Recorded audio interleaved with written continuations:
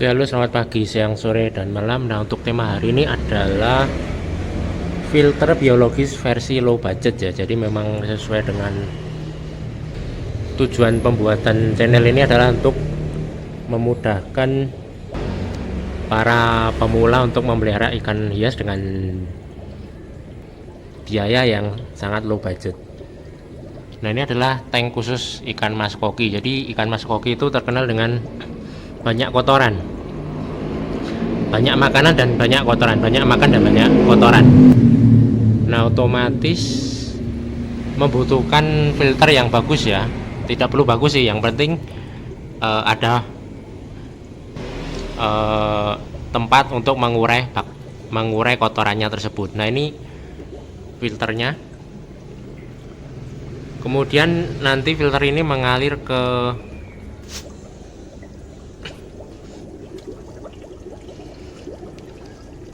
atas ini, kemudian nanti mengalir ke sini. Nah, ini adalah filter biologis. Jadi di sini tidak memakai kimia-kimiaan atau obat-obatan.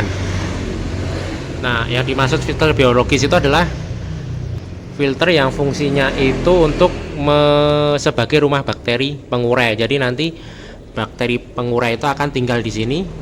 Kemudian nanti kotoran-kotoran ikan hias atau sisa-sisa makanan itu akan diolah oleh bakteri baik tersebut, bakteri pengurai tersebut, sehingga nanti aman untuk akan aman untuk tanaman ya, bisa untuk tanaman atau bisa untuk ikan juga. Jadi ketika zat-zat yang berbahaya tadi ketika sudah diurai, nah nanti dia kembali ke sini lagi dan aman. Jadi ikan-ikannya tuh dalam keadaan sehat ya. Ikan-ikannya bisa dilihat gerakannya lincah, dan ketika ada orang dia sangat respon.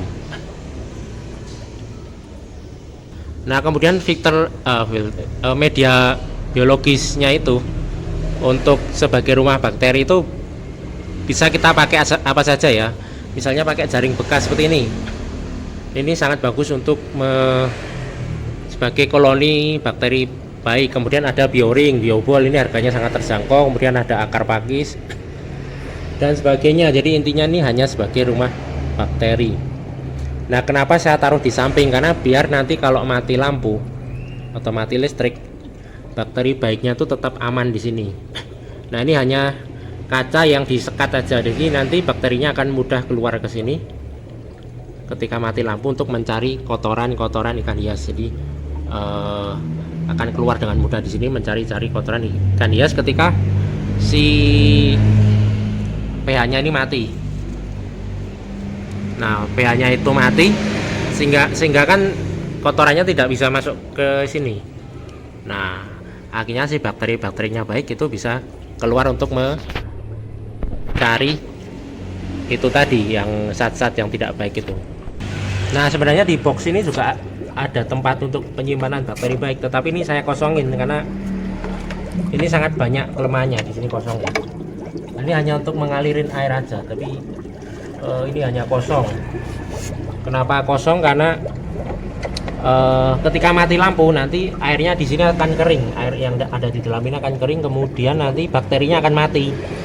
Nah, beda kalau di sini kan di dalam sini ketika nanti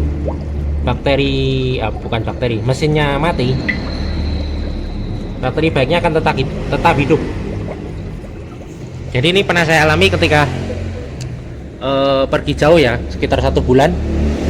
Nah, ketika pulang ke rumah itu ikannya masih sehat, karena saya hanya titip untuk dikasih makan saja, untuk dikuras-kuras itu orang di rumah tidak paham ya. Jadi mereka hanya kasih makan dan sampai rumah ikannya sehat, dan ternyata filternya mati, mungkin macet kan karena tidak pernah dibersihkan. Kemudian untungnya saya bikin sistem seperti ini, jadi bakteri-bakterinya baik itu bisa bergerilya sendiri ya, menyerang kotoran-kotoran yang ada di sini. Kemudian di sini nanti berkembang biak banyak banget bakteri baiknya. Nah, kemudian keluar. Jadi ini sangat berfungsi dengan baik. Beda kalau saya taruh di atas seperti tadi itu. Nah, seperti itu nanti kalau misalnya filternya mati, itu bakteri baiknya juga akan mati dan nanti akan tidak berfungsi dengan baik. Nah ini pernah saya praktekkan dulu ketika pergi sekitar 1 bulan itu. Nah tiba-tiba sampai rumah itu mesinnya mati, mesin pH-nya mati, tetapi untungnya ternyata ikannya masih hidup. Nah bagaimana cara membersihkannya ini? Membersihkannya cukup dicuci saja ya, tetapi kalau saya tidak pernah cucinya karena malesnya nanti bakteri baiknya juga ikut terbuang. Hanya biasanya kalau yang mesin pompanya itu yang dicuci, karena biasanya nanti macet karena sudah banyak kotoran di situ, kemudian tidak bisa berputar dengan baik, akhirnya macet. Itu sering terjadi untuk ikan-ikan yang besar ya, misalnya ikan koi atau ikan predator, itu biasanya kan kotorannya besar juga, makanannya juga sisa-sisa makanan banyak, akhirnya sering mesinnya tuh sering mati.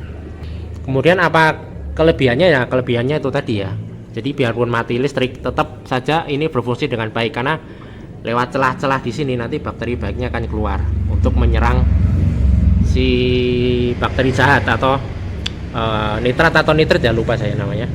Nah nantinya nitrat itu kan diubah menjadi nitrit atau kebalikannya ya, saya lupa. Nah nitrit itu kan zat baik yang berfungsi bisa untuk tanaman, bisa untuk airnya jadi lebih bagus dan sebagainya. Jadi nanti memunculkan semacam plankton atau apa itu. Jadi ketika saya tinggal kemarin itu karena tidak pernah dikuras itu, maksudnya karena tidak pernah dirawat itu, airnya berkurang, mungkin karena menguap, kemudian banyak sekali lumut-lumut itu. Nah lumut-lumut ini mungkin karena pengaruh ini tadi,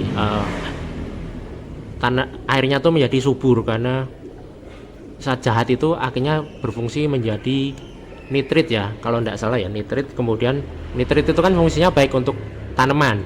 Nah dan untuk air ini menjadi subur dan akhirnya banyak sekali lumut di sini tumbuh-tumbuh. Makanya di sini saya pakai keong.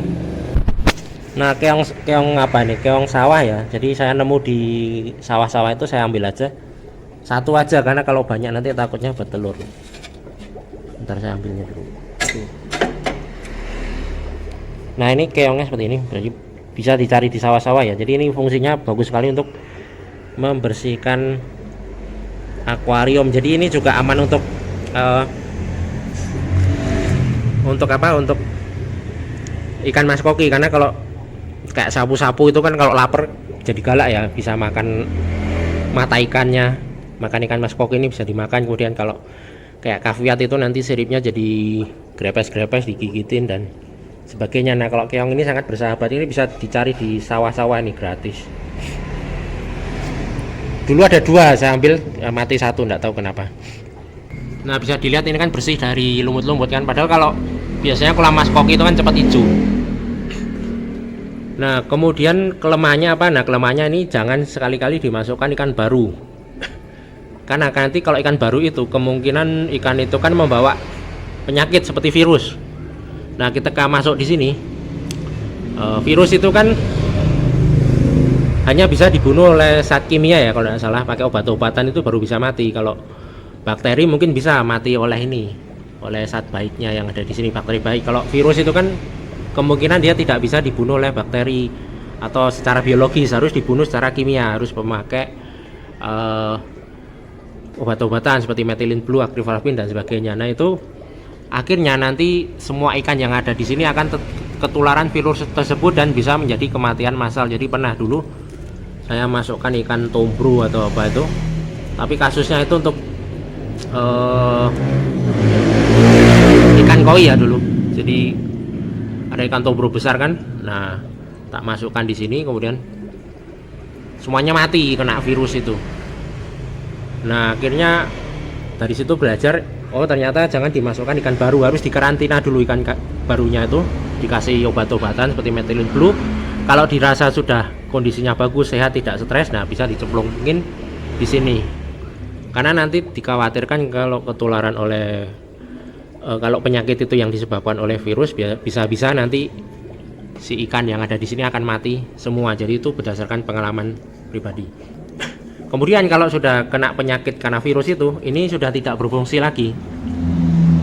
Solusinya biasanya nanti diangkat semua, dibersihin, kemudian direbus atau dibakar. Bukan dibakar ya, kasih air panas, maksudnya direbus intinya sampai mendidih biar virus-virusnya mati, bakteri-bakteri jahatnya juga mati. Tapi kalau bakteri jahat kan biasanya sudah kalah oleh ini, oleh bakteri baik, tapi virusnya kan yang tidak bisa ya dimusnahkan oleh bakteri baik. Nah itu yang harus kita musnahkan dengan itu tadi, direbus di air panas, kemudian nanti dikasih methylene blue. Ketika sudah selesai kan kasih methylene blue, dijemur berapa hari baru nanti dipakai lagi. Kalau tidak nanti akan tetap bermasalah.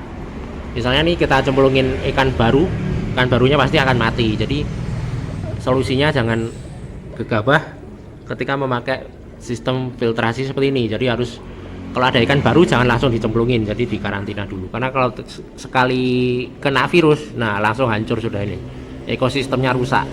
Ekosistem bakteri baiknya itu akan rusak, jadi mau tidak mau harus ulang lagi dari nol. Kalau ini sudah bagus, ini sudah, misalnya tidak dikuras selama 1 bulan itu masih aman, asal ininya ngalir terus ya, ngalir terus. Tapi sebaiknya nih dikuras seminggu sekali, karena ini populasinya agak padat ini. Walaupun anak-anak ikan kecil-kecil ini, tetapi kan kotorannya banyak, jadi harus sering-sering diganti air minimal itu maksimal seminggu sekali. Kalau lebih bagus ya 3 hari 4 hari di sifon aja, dikurangin, ganti air biar segar, biar terjadi airnya tuh tidak jenuh, biar ikannya ini juga tidak bosan dengan suasana air yang jenuh, yang lama. Jadi ibaratnya kalau kamar itu kan tidak dibuka jendelanya, kan udaranya nanti akan tidak tidak menyegarkan. Jadi kita harus buka jendelanya biar nanti udara baru masuk. Nah sama juga kasus ini, jadi harus sering-sering diganti air biar nanti airnya tuh menjadi segar dan ikannya itu menjadi lebih betah dan aman dan nyaman maksudnya. Oke, sampai di sini, selamat pagi, siang, sore, dan malam.